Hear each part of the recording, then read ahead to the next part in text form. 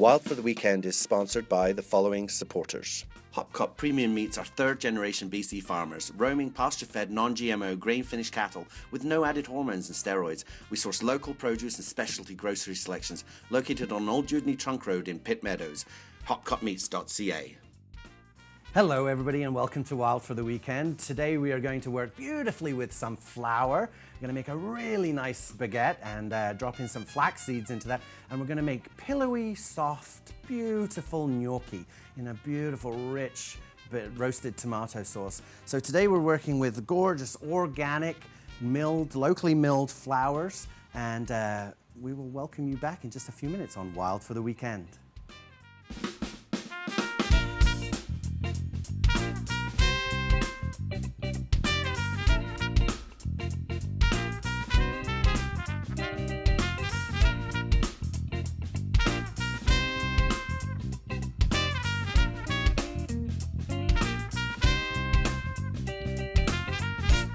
Welcome back to Wild for the Weekend and our exciting show on flour. We're really going to do some great things today. We're going to make a beautiful, gentle bread right now. A really gorgeous little bread. Now, the flour that we're using today, I love the story behind this flour.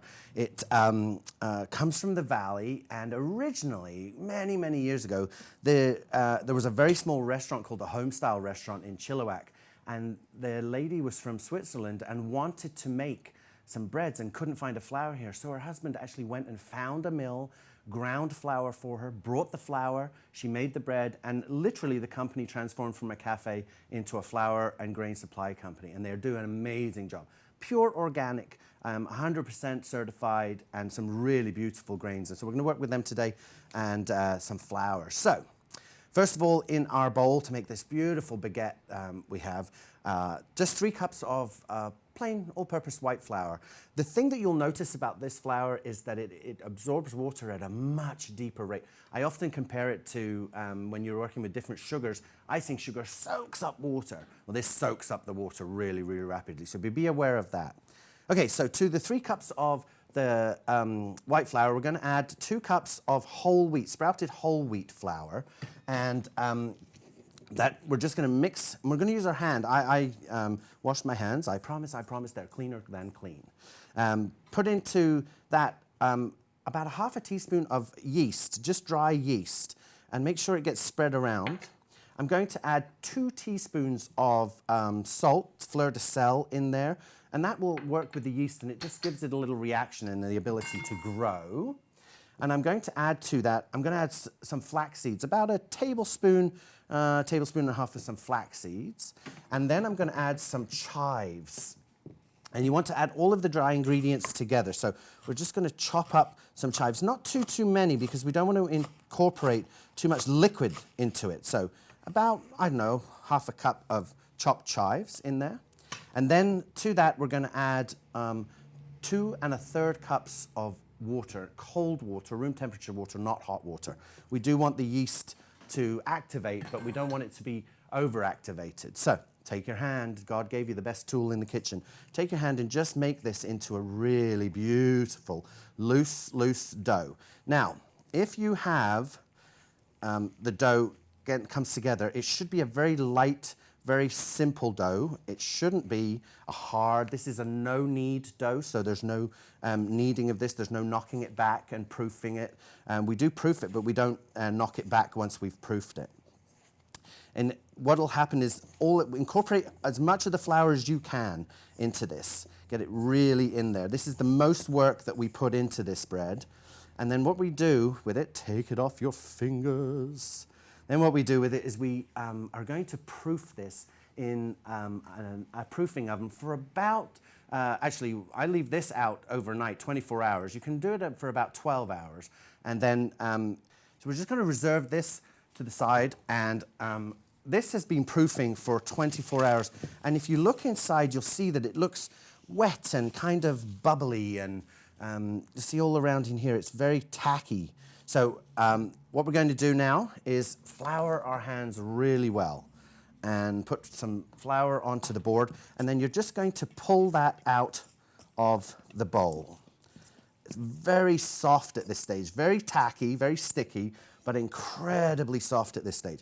just give it a little bit of flour so that we can work with it. See how soft it is? It's just beautiful. So cut this in half. Then take the bread and pull it, kind of turning it and pulling it at the same time.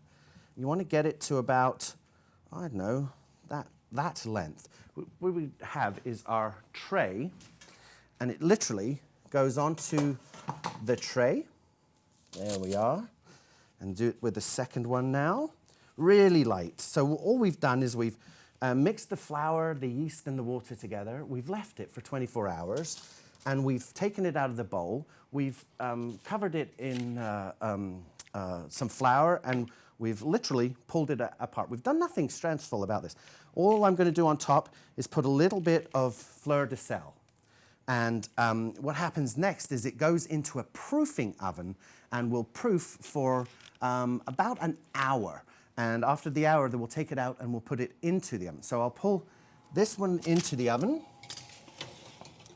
and one that we've had in the oven. Now, one of the things that I notice about this bread is, oh, let's just take that off, is that when we pull it back and we reproof it, sometimes it flattens out a little bit. And that flattening out is, we've got a more a ciabatta style.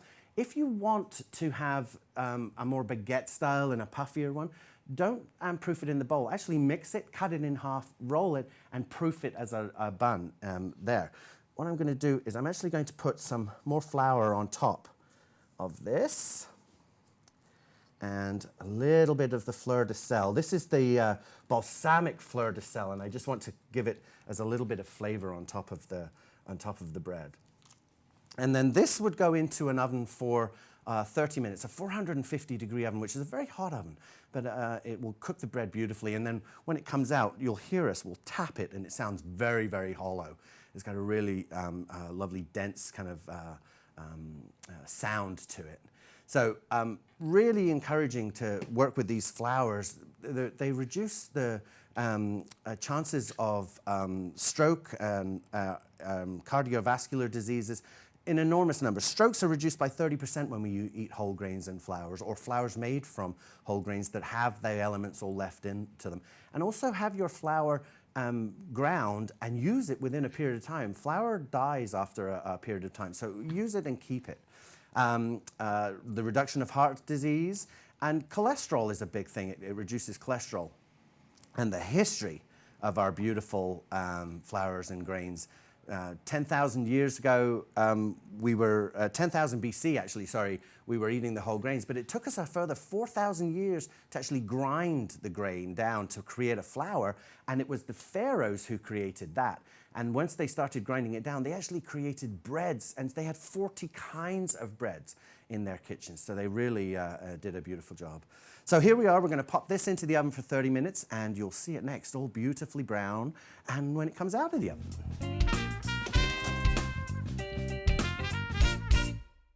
So our beautiful bread has been cooking and baking in that oven for 30 minutes, and it's time for it to come out.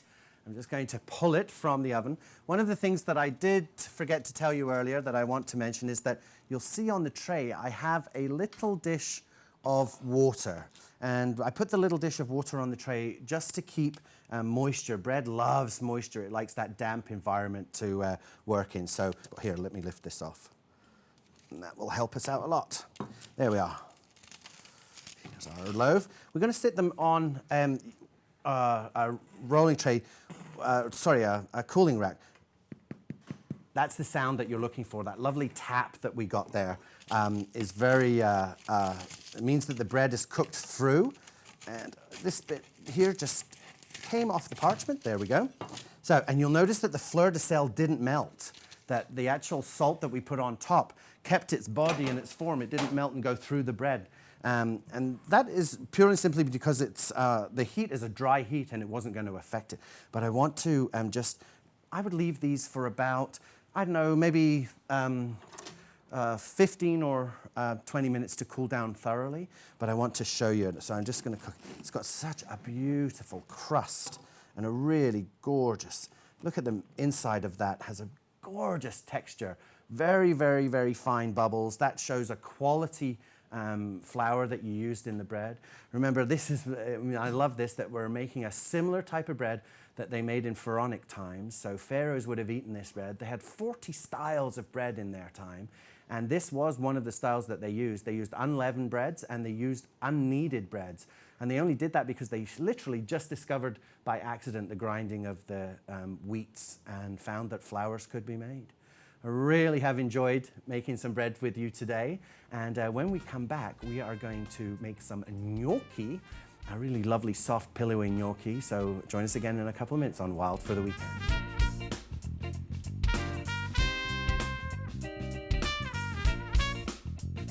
Wild for the Weekend is sponsored by the following supporters. Hopcop Premium Meats are third-generation BC farmers, roaming pasture-fed, non-GMO, grain-finished cattle with no added hormones and steroids. We source local produce and specialty grocery selections located on Old Dewdney Trunk Road in Pitt Meadows. hopcopmeats.ca. West Coast Wild Foods, foraged wild mushrooms and truffles harvested from the Northwest Territories to southern BC. westcoastwildfoods.com, a wild foods company. Mobile Bandit is an app that helps you find local deals on your smartphone. Downloadable on all devices and no membership is required. Visit mobilebandit.com for more info. Golden Ears Cheeseworks, artisan cheese made in the Fraser Valley. Golden Ears Cheeseworks, cheese made with the family farm milk.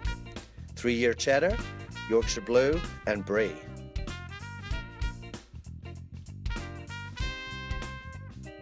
Hagen's Board Chocolates is a boutique Vancouver-based chocolate company that has been producing European chocolate since 2006. Pure Verona chocolate.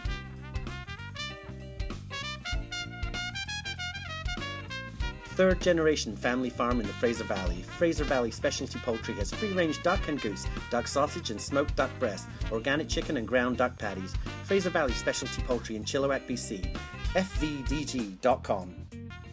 Anita's Organic Flour and Mixes has over 20 years providing whole grain products from Canadian farmers.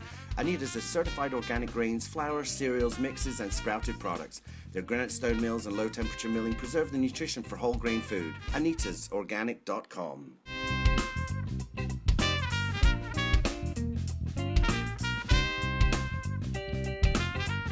So welcome back to Wild for the Weekend on our exciting flour show. We're going to make the most pillowy, soft, delicious gnocchi now. And we're not actually going to make it with potato. We're going to make it with ricotta cheese and a little bit of that gorgeous flour that came from Chilliwack. So in my bowl, I have about 16 ounces of ricotta cheese. And what I've done is I put it in a sieve. Basically, you put it into a sieve with a coffee grinder in the sieve and put the cheese in there and allow it to drain for about an hour or put it in the fridge the day before.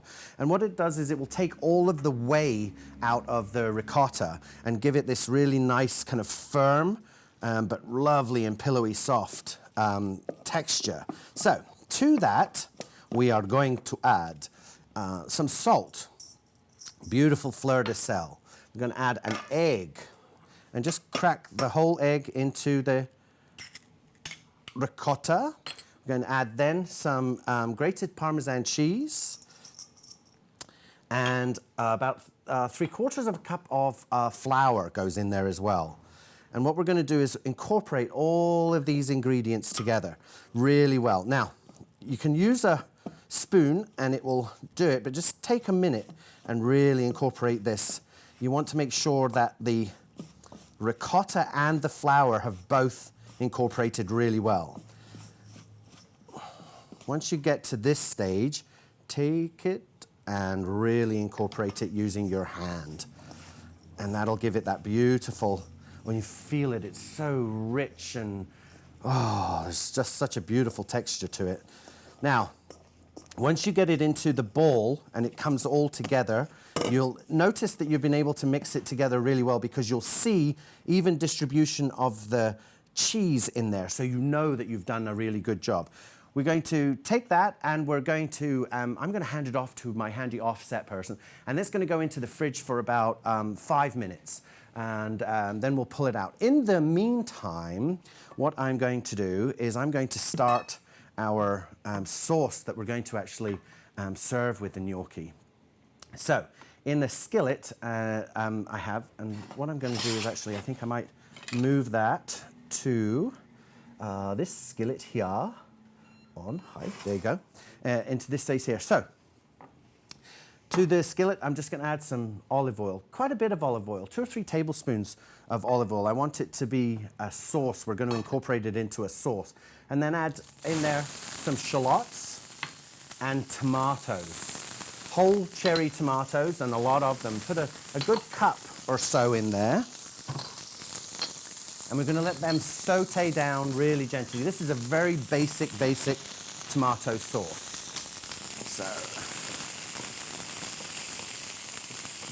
And the heat from the skillet will actually cause the tomatoes to pop, so it'll work really well. And I'm going to add to that some parsley, but I'm also going to add some of these beautiful lobster mushrooms. And these, again, were foraged here on the West Coast. Beautiful. I'm just going to chop them up. We've rehydrated them, and I'm just going to chop them up and put them into that gorgeous tomato sauce. Just a rough chop, nothing dramatic. There's such a beautiful, I wish you could smell it right now. The smell of these mushrooms is stunning. They have such a woodsy, earthy, gorgeous flavor. In the pestle and mortar, I have some garlic, and we're just going to crush that down. And I'm going to put that into the skillet. I didn't put it in at the beginning, and the reason for that is because I didn't want it to char. So you'll notice that this skillet has, it's working away very nicely now. And if I'd have put it in at the very beginning, it would have charred. So we're going to put this garlic in, and then add that to the skillet. There we go. Stir that around. I rehydrated the mushrooms, and I'm going to add just a little bit of the liquor. Maybe, well, I don't know, half a cup, quarter of a cup. And that is going to simmer down there and reduce, so it'll actually end up being a lot thicker than it is right now. So, next stage is we're going to grab our gnocchi from our fridge, and we're going to make the gnocchi. So, let me just get rid of our board there, and my handy-dandy assistant is going to hand me beautiful gnocchi. Thank you very much. And so, take a little bit of flour, put it onto your table surface, your work surface, and bring the gnocchi out. And you don't want to overwork it. Now, sometimes the gnocchi could be tacky, slightly tacky, and if it's tacky, just add a little bit more flour. So I'm going to take off about a tennis ball sized piece, and I'm just going to roll it very gently out. And what you want to do is just roll it so that you get the gnocchi shape. And when you're rolling, what you're doing is your hands are coming out and you're moving in that direction, all right? So we're rolling and we're spreading out. And then you'll be able to see if there's cracks so you can keep them together, okay? So that's about the size that I want them to be. And then I just nip them down. These are pillows. You can take a fork and make them into the traditional gnocchi shape, but I love these little pillows. And if they're a little bit tacky, just spread them, a little bit more flour, mix them around, let them do it. And just repeat this process. This is a really simple process. Just keep repeating it. Our sauce is cooking beautifully.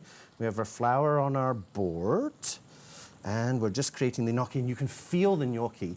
You don't want to press too hard down on it. It's very much like soft butter at this stage, and has a very, very a tender consistency.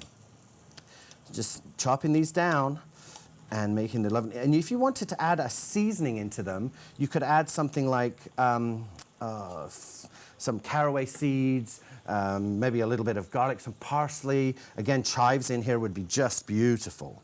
So we'll do another one, and we'll have tons of gnocchi. We're going to boil the gnocchi for about 4 minutes. It doesn't take any time at all to boil. So I have a pot of water that I've brought to a boil. It has a little bit of salt in it, and that's it. And just drop the gnocchi in there. Now, gnocchi are ready when they float.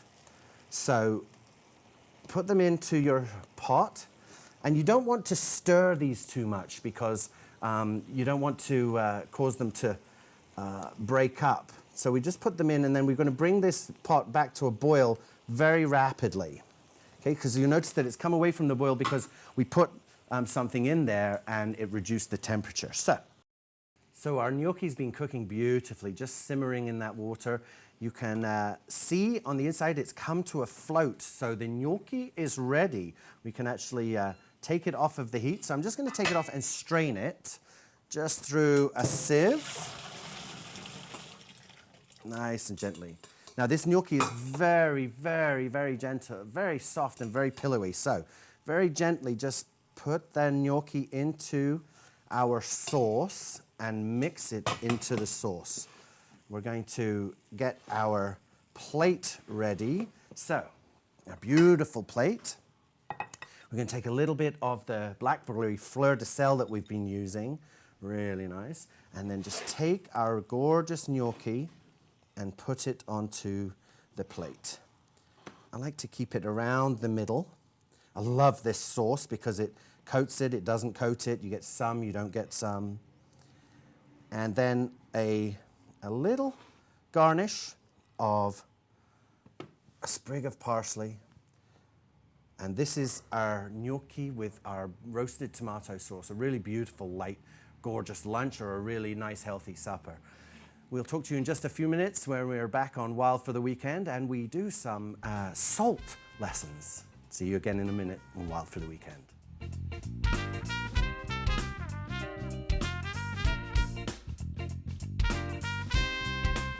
Wild for the Weekend is sponsored by the following supporters. Hopcop Premium Meats are third-generation BC farmers, roaming pasture-fed, non-GMO, grain-finished cattle with no added hormones and steroids. We source local produce and specialty grocery selections located on Old Dewdney Trunk Road in Pitt Meadows. hopcopmeats.ca. West Coast Wild Foods, foraged wild mushrooms and truffles harvested from the Northwest Territories to southern BC.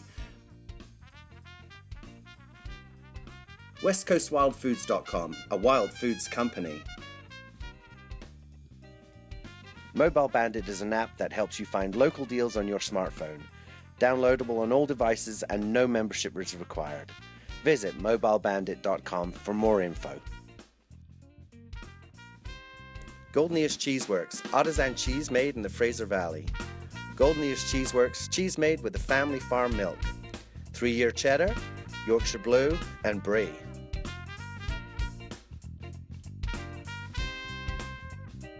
Hagen's Board Chocolates is a boutique Vancouver-based chocolate company that has been producing European chocolate since 2006. Pure Verona chocolate.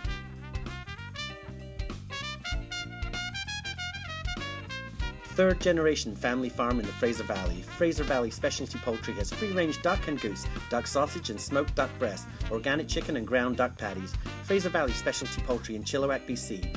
fvdg.com. Anita's Organic Flour and Mixes has over 20 years providing whole grain products from Canadian farmers. Anita's is certified organic grains, flour, cereals, mixes, and sprouted products. Their granite stone mills and low temperature milling preserve the nutrition for whole grain food. AnitasOrganic.com.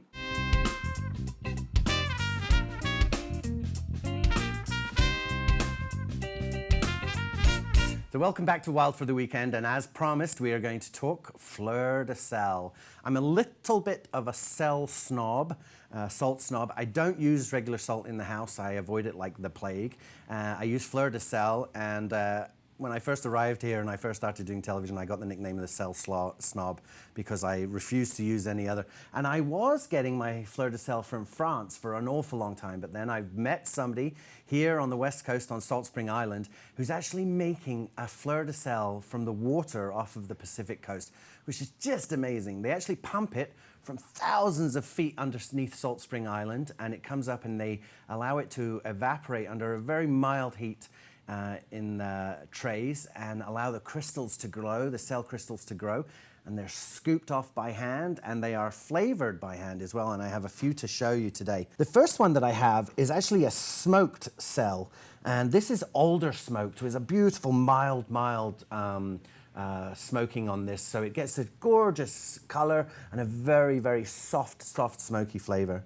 This one is a rosemary and garlic, and I love the rosemary and garlic because it really does show off the crystal of the salt. And I'm going to show you, actually, we'll show you on this one. This one is the balsamic. And what I want to do is I want to show you how to really use the salt. Really put it between your fingers and press hard, crush it. When you're using it, really crush it. You'll be left with some large pieces and some small pieces. But if you crush it between your fingers, you really get a feel for the salt. You get a real feel. It really does feel like ocean, which is a weird term, but you really do feel like you feel after you come out of the ocean. You feel that lovely saltiness on your skin and everything. And this blackberry one, which I just love, this is my favorite one, the blackberry, because of that beautiful beetroot purple color. Philippe insists this is how we should eat our fleur de sel. Just put it on a plate and put your steak or whatever on top of that.